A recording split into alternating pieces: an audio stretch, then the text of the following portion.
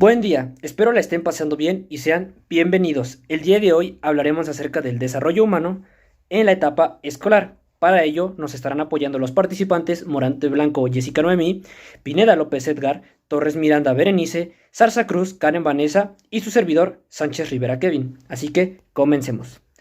Para dar una pequeña introducción, hablaremos acerca de la teoría del desarrollo personal de Erikson. Erik Erikson fue un psicólogo del desarrollo, el cual formuló esta teoría para tratar de explicar el desarrollo personal de los niños.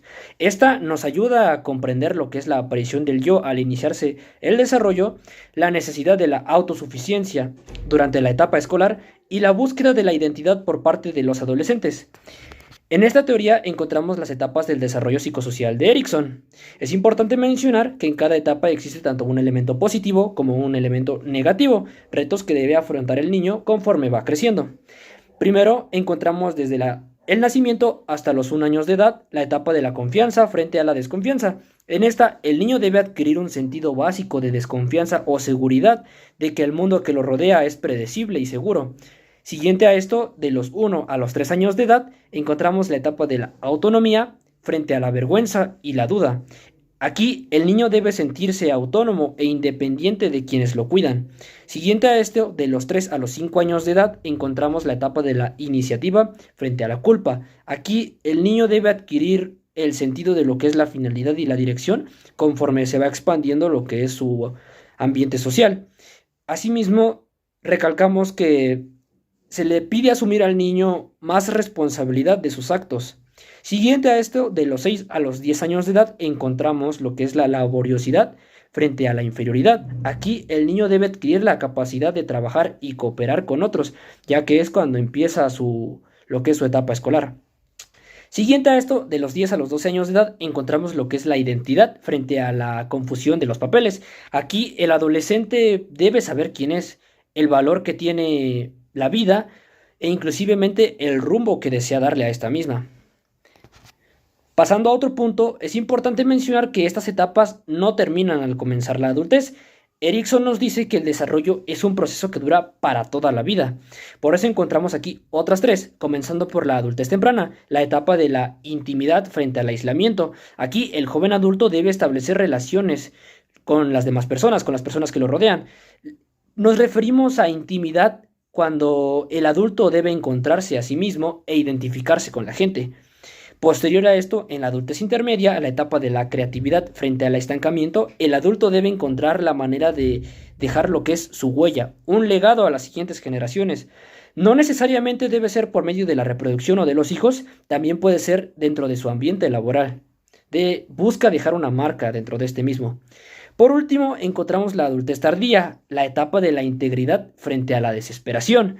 Aquí el adulto ya de una edad más avanzada reflexiona sobre su vida. Debe evaluar todas las aportaciones que ha hecho y sus logros, asimismo el tipo de persona que ha sido a lo largo de su vida. Por último, para terminar con esta introducción, encontramos el autoconcepto y la autoestima. Es muy común que las personas tiendan a utilizarlos como sinónimos o a pensar que son exactamente lo mismo cuando la realidad es diferente. El autoconcepto designa las creencias, las actitudes, el conocimiento y las ideas referentes a nosotros mismos. Por ejemplo, yo podría decir soy una persona inteligente o soy una persona tonta. Por el contrario, el autoestima es más una evaluación de nuestros rasgos, nuestras características y las capacidades. Como pueden ver en la pantalla, es un juicio personal del calor. Indica hasta qué punto alguien se cree capaz, importante, exitoso y valioso. Pero bueno, esto sería todo de mi parte. Pasemos al siguiente apartado. Muy bien, así como lo comenta mi compañero Kevin, está el autoconcepto y la autoestima. Recuerden muy bien estos conceptos, ya que más adelante los veremos. Bueno, tenemos aquí lo que es la concepción de los papeles sexuales y yo les voy a hablar tres temas muy importantes a esto, cada uno va agarrado de la mano con el otro. Y bueno, tenemos la tendencia evolutiva, diferencia sexual en la autopercepción y socialización en los papeles sexuales. Bueno, a los 3 años la mayoría de los niños y niñas saben o empiezan a ver qué es un niño o qué es una niña. Empiezan a manifestar estas conductas sexuales por objetos, por juguetes, actividades, como A lo mejor un niño empieza a jugar con un balón y una niña empieza a jugar con una muñeca, con un enuco. Tenemos las diferencias sexuales de la autopercepción.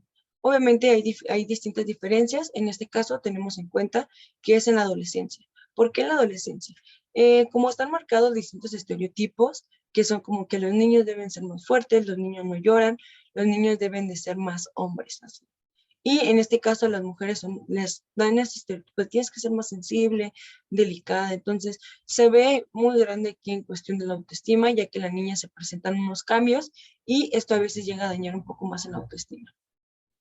Socialización en los papeles sexuales.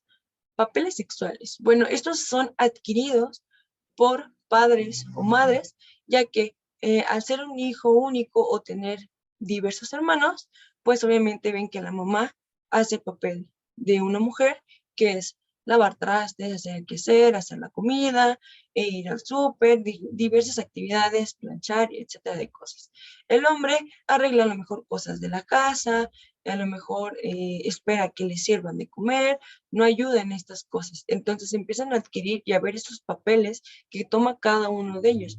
Y es como si yo soy niña, tengo que hacer el papel que está haciendo mamá, y yo como soy niño, tengo que adquirir esos papeles que está haciendo mi mamá.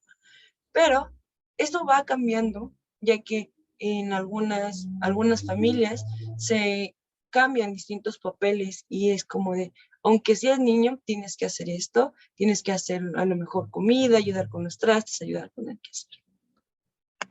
Y bueno, tenemos también los que son las adquisiciones de una identidad étnica. Este tema es de suma importancia, pero también es un tema muy doloroso para algunas personas, ya que aquí veremos 4 principales temas. ¿Cómo se va a adquirir?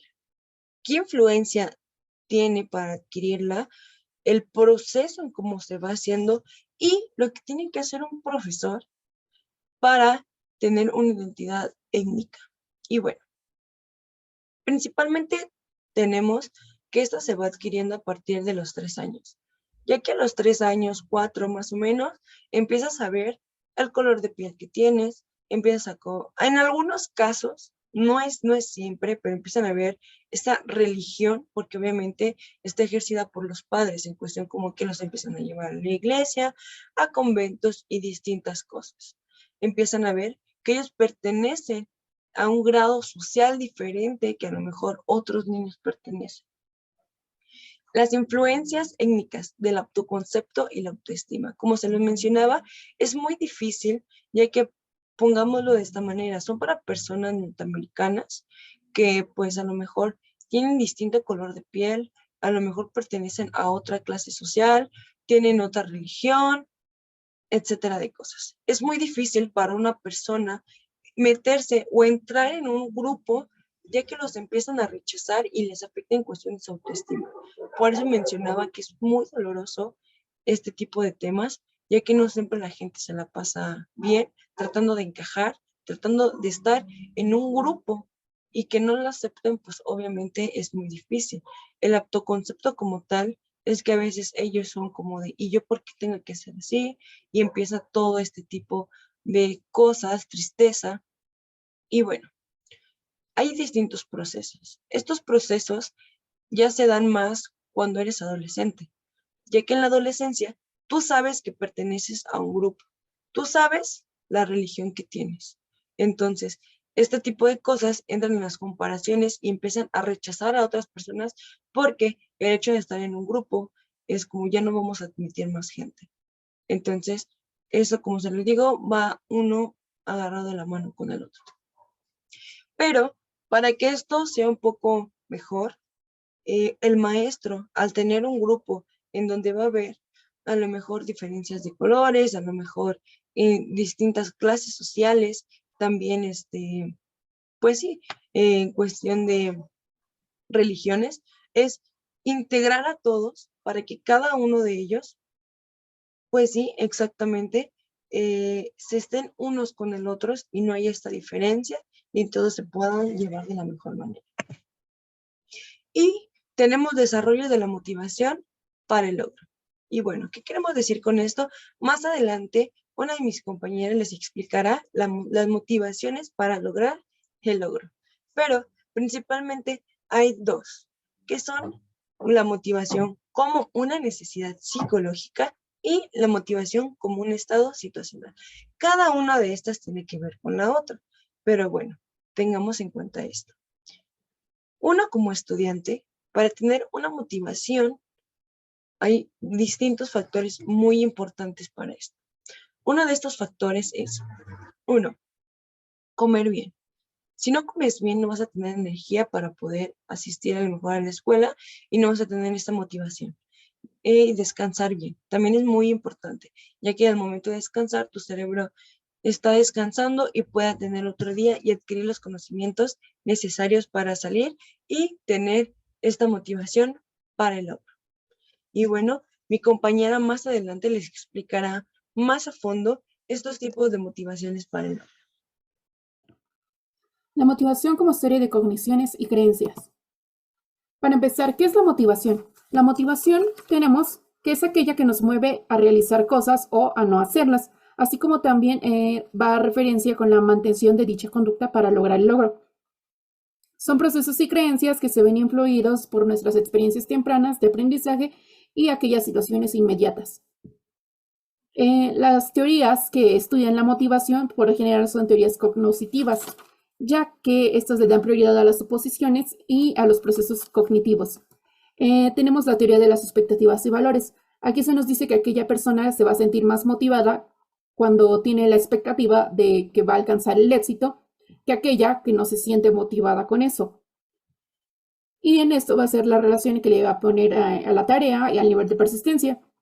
Las teorías de la autoeficacia hacen relación a aquellas personas que se sienten capaces o se perciben como muy capaces o que tienen ese juicio de autoeficacia. Entonces, aquellas que se sientan así, pues serán más capaces de realizar una tarea referida al logro. La teoría de la atribución hace relación a cómo el individuo interpreta sus éxitos, a qué le atribuye sus fracasos y sus logros, cuando le atribuye sus logros a un factor estable o a un factor inestable. Si los atribuye a un factor más estable, es más probable que logre un éxito a futuro que cuando los atribuye a un factor inestable, como puede ser la suerte, uno inestable o algo que tenga que ver con uno mismo a un factor estable. La teoría de las motivaciones intrínseca y extrínseca hace relación al lugar de la causalidad. Cuando nos percibimos como nosotros mismos como la causa de nuestros logros, pues es más probable que logremos también algo a futuro que cuando percibimos la causa como algo externo. En relación con que nuestra percepción es de nosotros mismos es la que nos motivará a hacer o no hacer algo, a su vez que aumentará nuestra motivación intrínseca. En la teoría de metas, pues hace referencia al porqué de las conductas y las actividades que hace alguien para llegar al logro.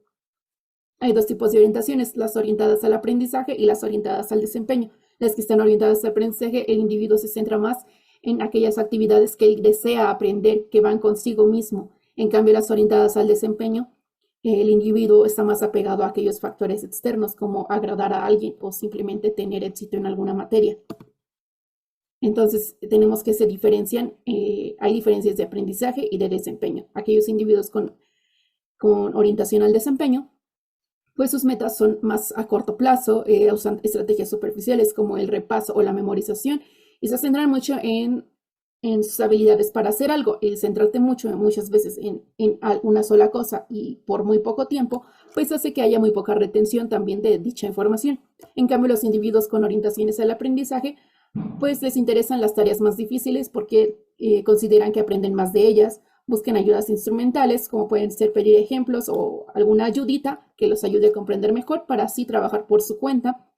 Y sus estrategias van más hacia el aprendizaje activo, en estar constantemente repasando y evaluándose a sí mismos. Hay diferencias individuales en la motivación con el logro. Por ejemplo, están las diferencias de percepción y las de concepción, que hacen referencia a cómo nos percibimos o cómo concebimos nuestras habilidades. Si las concebimos, por ejemplo, desde la teoría fija de habilidades, quiere decir que pensamos que nuestras habilidades nunca van a cambiar, siempre se quedan estables. En cambio, si las percibimos con la teoría de incrementar las habilidades, creemos que a lo mejor con algún esfuerzo y estrategias adecuadas podemos lograr incrementar nuestras habilidades. En factores socioeconómicos tenemos que cuando las personas tienen menos recursos para sus hijos, pues a lo mejor no se les va a poder apoyar en su aprendizaje, van a llegar a necesitar ayudas adicionales para alcanzar, estar al nivel de sus demás compañeros, tal vez. Y a su vez también pueden que no capten la importancia de la escuela en sus metas a futuro. También las experiencias tempranas van a influir en nuestra motivación, ya sea que tengamos experiencias exitosas en nuestra infancia, pues también ayudará a que nos sintamos más capaces. Si nos premiaron demasiado también, pues también va a influir mucho hacia dónde se van a ir orientadas estas motivaciones. Y los estilos de crianza, ya sea controladores o muy permisivos, también pueden influir bastante en cómo nos percibimos y cómo afecta nuestra motivación. ¿Cómo ha ido cambiando o cómo va cambiando evolutivamente la motivación? Pues desde pequeños el niño tiene esa motivación y ese deseo por querer aprender, se enfoca más en una orientación intrínseca, pero va cambiando poco a poco conforme va creciendo. ¿A qué se debe? Pues a que pues, el niño se va haciendo ideas más realistas sobre sus propias capacidades o hasta un punto en el que pues se puede sentir que a lo mejor no va a llegar a aumentarlas alguna vez, o que le ponen mucha exigencia en hacer las cosas. Eso también puede hacer que pues el niño se centre más en entregar las cosas bonito y más que en sí mismo y su aprendizaje. También se nos dice que pues este cambio se da más en la secundaria, bueno, de la primaria a la secundaria, que pues por lo general pues es un entorno más competitivo y un personal evaluativo que hace que el niño, al final de cuentas, se concentre más en entregar buenas calificaciones que en su propio entendimiento y aprendizaje de dichas materias. Hola, yo soy Berenice Torres Miranda y hoy les voy a hablar cómo conocimos a otros y nos relacionamos con ellos. Como sabemos, las relaciones con los compañeros en la escuela es muy importante, ya que aquí es donde empezamos a interactuar con personas de nuestra misma edad, empezamos a tener gustos en común, intereses en común, queremos pertenecer a un grupo y buscamos una identidad propia. Si bien desde antes de entrar a la escuela ya nos hemos relacionado y nos hemos comunicado con los demás, como son nuestra familia, nuestros hermanos, nuestros vecinos, etcétera, no habíamos tenido una relación tan cercana con alguien de nuestra edad como nos la puede brindar la escuela, y en un salón de clases es donde existe esta pertenencia a un grupo y empieza nuestro tema principal, no solo en la niñez, sino también en la adolescencia, que es donde nos vamos a centrar un poquito más, que es la inclusión o el riesgo de los alumnos a ser ignorados o rechazados. También este tema es importante para los papás, ya que muchos de ellos tienen la preocupación de la influencia negativa de los amigos, porque en la adolescencia principalmente es donde se les atribuye a los problemas de alcohol, delincuencia, el consumo de sustancias, tabaco y de relaciones sexuales sin protección a temprana edad, así como embarazos no deseados. La importancia de los compañeros en el desarrollo del niño es importante, ya que aquí en la escuela es donde los niños empiezan a resolver conflictos y tomar decisiones sin la intervención necesaria de un adulto. También el grupo de amigos o compañeros les puede brindar la oportunidad de probar varios papeles e identidades. Numerosos estudios, como sabemos, eh, indican que las relaciones positivas con los compañeros mejoran el sentimiento de competencia y eficacia, así como de autoestima. Pero surge la siguiente pregunta: ¿qué sucede cuando se priva a los niños de relaciones con los compañeros? Pues simplemente es todo lo contrario.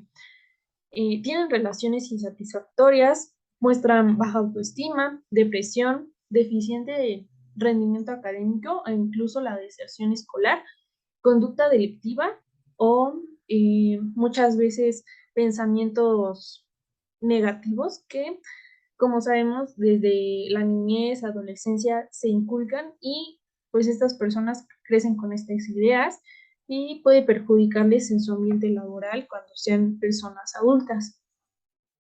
Ahora, la influencia, como acabamos de ver, no siempre será positiva, sino que también existe la presión social entre grupos de amigos, donde se les incita a probar el alcohol, fumar, realizar actividades no deseadas, como puede ser actividades sexuales, actividades delictivas, etc. Y esto lo hacen para pertenecer a un grupo y no ser parte de la minoría o parte de los rechazados. A continuación, la popularidad y rechazo de los compañeros. Como sabemos, el factor decisivo de la popularidad entre los compañeros es la competencia social. ¿Qué quiere decir? Que estos niños tienden a ser amistosos, serviciales, cooperativos y de buen carácter, así como sociales. También existen compañeros que, por el contrario, son olvidados y parecen invisibles para sus demás compañeros, como son las personas tímidas, los retraídos, los que incluso no suelen tener buenas calificaciones y pasan tiempo solos. Esto provoca que sea un blanco fácil para el rechazo de los compañeros o una posible agresión, como el bullying. Pasamos al punto del mejoramiento de las relaciones con los compañeros en la escuela. Esto es muy importante ya que como acabamos de identificar el punto decisivo del conflicto, tenemos que ver cómo vamos a resolverlo, no solo desde la escuela, sino también desde casa. Entonces, primero vamos a pasar por cómo pueden los profesores mejorar esas relaciones. Simplemente podemos hacerlo por un juego, actividades que nos ayuden a conocer a los demás, a seguir, a guiar, a expresar emociones, crear relaciones y resolver problemas, como puede ser actividades físicas, actividades manuales, actividades en equipo, necesariamente, que involucre a todos por igual y que tengan una competencia sana, como puede ser fútbol, el hacer una exposición juntos, etc.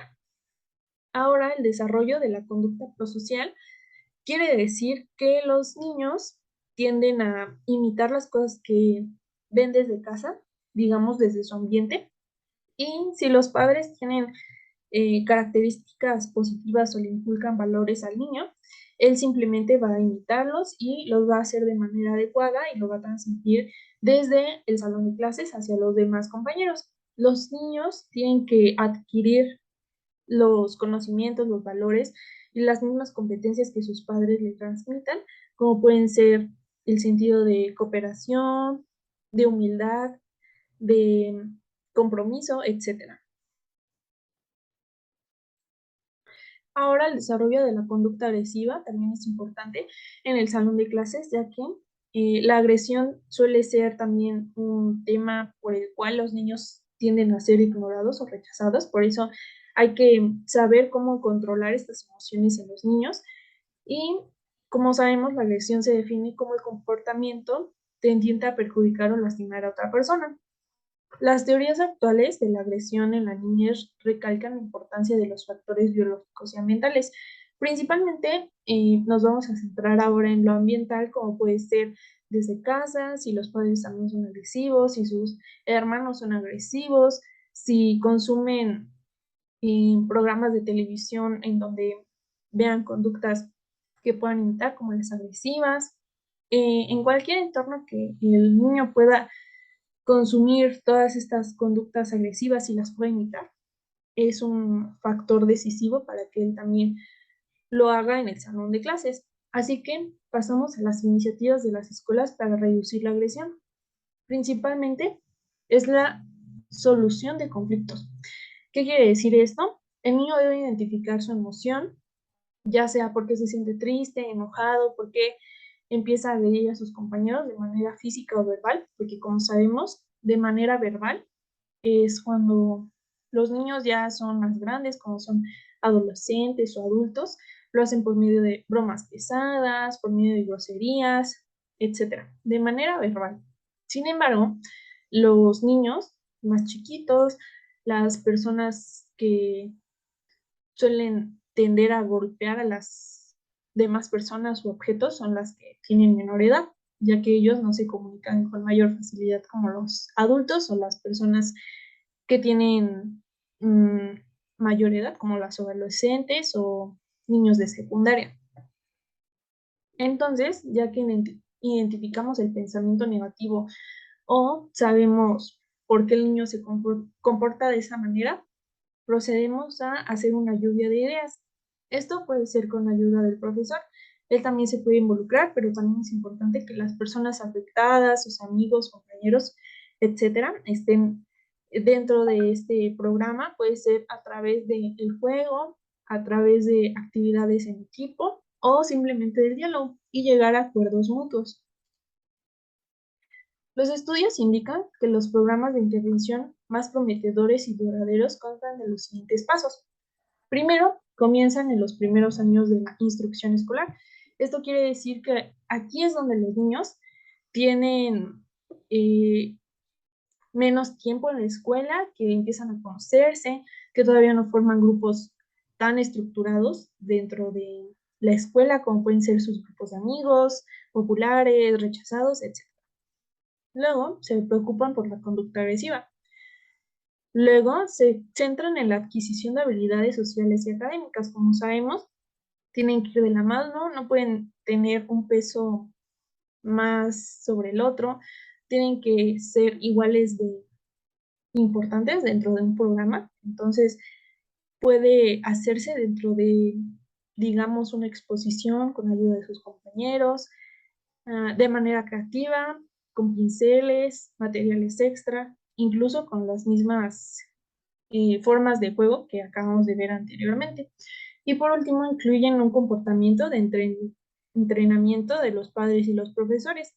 Este debe garantizar que los cuidadores del ambiente social del niño pues estén enterados de cómo puede influir el ambiente en el niño, en las conductas del niño que va a transmitir en el salón de clases. Los profesores tienen la responsabilidad de hacer que los niños sean unidos y que se desenvuelvan de una mejor forma con los demás desde la escuela. Y los padres lo deben hacer desde casa, deben tener un buen ambiente para los niños, deben transmitirle todos los valores necesarios para que puedan tener sentidos de competencia y de amabilidad con los demás. Bueno, yo les voy a hablar de lo que son los errores a tratar con los problemas de agresión. Como ya previamente se mencionó, los problemas de la agresión son resueltos, por así decirlo, o manejados desde diferentes formas. Entre ellas encontramos una que es muy común aquí en México y en muchos otros países, la cual no es una buena forma de manejarlo, ya que al responder una agresión con violencia para controlar dicha agresión, generamos un círculo vicioso del cual eh, es una vía, una opción, pero no es la más adecuada, ya que esto fomenta diferentes actitudes en el niño, las cuales pueden llegar a ser aprendidas, las cuales pueden llegar a ser replicadas, y sumado a eso también se centra en el hecho de que pues, es una violencia que solo sirve para infundir miedo y controlar una situación momentáneamente. Ok. En la siguiente diapositiva podemos ver lo que es las consecuencias de la agresión en respuesta a conductas agresivas. Si bien nosotros ya mencionamos esto más o menos por encima, tenemos que ver que el control momentáneo de la conducta refiere a que esta solo va a ser evitada, controlada, minimizada o incluso anulada dentro de solo un tiempo establecido y que sea muy pequeño, pero no va a ser permanente. Esto no permite que el niño aprenda una forma distinta de interactuar, sino que es una conducta que solo va a ser como un limitante de, ay, si hago esto malo, me reprenden y hasta ahí quedó el entendimiento. Y si lo puedo hacer cuando no me ven para que no me castiguen o similares, ¿no? Ok. Luego está la poca o nula retroalimentación hacia quien recibe el reforzador negativo. En el caso de esta violencia, los niños no entienden por qué les está pasando eso, no saben qué es lo que está mal y no saben el por qué está mal. Entonces nada más comprenden, ok, eso, si hago esto, me golpean, si hago esto, me gritan, si hago esto, etcétera, ¿no? Y ellos comprenden que frente a esa situación se responde con violencia, pero no entienden por qué le responden con violencia a él. Ese es un punto a tratar. Luego tenemos el progreso lento y el estancamiento, que son dos cosas que tenemos que mencionar. Muchos de los niños que padecen de agresiones o de control debido a estas tienen un progreso más tardío al momento de la adquisición de conocimientos, de socialización, de capacidades sociales, de muchos aspectos. Y el estancamiento es ya no solo el progreso lento, sino literalmente el quedarse frenados solamente en ese aspecto del aprendizaje, ¿no? De desarrollo. Entonces, hay que analizar muy bien esa situación para ver cómo responder. Para eso existen dos programas de intervención, los cuales se dividen en habilidades académicas y habilidades sociales, que son, básicamente van lo mismo, afectan la conducta para bien ante el individuo. Sin embargo, el académico está centrado en lo que es las habilidades matemáticas, de lectoescritura, de cognición, de capacidad de retención de la memoria, conocimientos, etcétera, los cuales puedan ocasionar problemas en interacciones con otros, ya sea aislarse de los demás al hacer equipos, quedarse rezagado en los conocimientos básicos, etcétera, ¿no? Y esto permite que el niño socialice de mejor manera y por ende tenga una mejor conducta, al igual que te cree una disciplina que permita que esa conducta sea eh, regulada, por decirlo de algún modo. En cambio, el de las habilidades sociales está enfocado en la interacción entre los niños meramente. O sea, ella no, esta no va directamente a la situación académica, sino es como yo voy a tomar las dos partes que tienen el problema y voy a ver cuál es la que influye sobre la otra y voy a ver cómo cambiar las cosas para hacerlo. Hasta un punto en el que le enseñas a relacionarse e interactuar con las demás personas. El niño le cuesta aprender, obviamente, pero su plasticidad cerebral es mucho mejor que la de nosotros adultos. No significa que nosotros no tengamos, sino que es mejor, porque les facilita el adquirir conocimiento y afecta esa conducta, ¿no? Entonces aprenden a convivir, a socializar, a organizarse, etc. Siguiente. Ya he explicado todo lo que es la agresión, tenemos que ver la del desarrollo moral y me voy a ir rápido porque creo que ya está acabando el tiempo. La moral es aquel aspecto que se compone en nosotros a partir de nuestro razonamiento y que es bueno y malo, es decir, nuestros valores, que se nos inculcó desde niños, dentro de qué acciones tenemos un margen de un bien y un mal desarrollado y el entendido de este modo para discriminarlo y poder guiar nuestras actitudes. Esto se explica a través de la teoría del desarrollo de la moral de Colbert en el 69, quien basa sus ideas en Piaget respecto a que el niño posee una unilateralidad que evoluciona al respeto mutuo de las reglas y este las entiende como inmutable para que después se puedan hacer modificables y al final puedan incluso ser aceptadas o modificadas a través de grupos de personas. Siguiente, el desarrollo de la moral se divide en 6 etapas distintas, en 3 niveles de juicio moral, dentro de las que encontramos el razonamiento egocéntrico con la etapa preconvencional, el razonamiento orientado a las reglas con la etapa convencional y el razonamiento regido por principios de la etapa postconvencional. Sin embargo, pese a que es una escalada en estos aspectos, en este mismo orden en el que les dije, no existe una regla, norma o una forma de asegurar que todos llegamos al razonamiento regido por los principios en la etapa postconvencional, es decir, algunos se quedan estancados en la convencional. Vamos a explicar esto y voy a mover un poquito mi cámara para que nada más se vea un poquito encima de esto. La etapa preconvencional es donde los niños entienden una regla y se comportan de tal forma en la que les favorezca a ellos para evitar sanciones. Es decir, yo entiendo y me comporto como quiero, pero siempre y cuando no me castiguen, ni me golpeen, ni me reprendan, ni etcétera, etcétera, etcétera. Y sus actos van dirigidos a eso, a evitar castigos y comienzan a desarrollar el sentido de las reglas. En cambio, la etapa convencional, el niño ya obedece esas mismas reglas que se estipularon sin la necesidad de estarlo controlando, de decirle, no, pues se te va a castigar o se te va a premiar si obedeces tal regla, si desobedeces tal regla, ¿no? Además de que busca la orientación y la aceptación de figuras mayores, es decir, de autoridad, que sean más capaces, que puedan permitirle decir, ok, estoy haciendo esto como él, lo estoy haciendo bien. Y comienzan a entender lo que es la ley y las reglas a nivel social, es decir, lo que es aceptado por todos y las leyes que nos rigen para comportarnos de cierta manera. Para acabar, tenemos la etapa postconvencional, dentro de la cual encontramos un conjunto de principios éticos y morales combinados con valores, los cuales van a regir nuestro comportamiento y se ve estructurado por las etapas anteriores, es decir, toda la formación que hemos tenido lleva a este punto en el cual nosotros ya podamos valernos por nuestra propia opinión, nuestro propio raciocinio, nuestro propio entendimiento del mundo, hasta un punto en el que entendamos qué es lo que nos conviene como personas al actuar de una manera o de otra, alcanzando esto casi siempre a una etapa adulta, pero que esto se ha alcanzado casi siempre en la etapa adulta no significa que todo el mundo lo alcance, como lo había mencionado con anterioridad.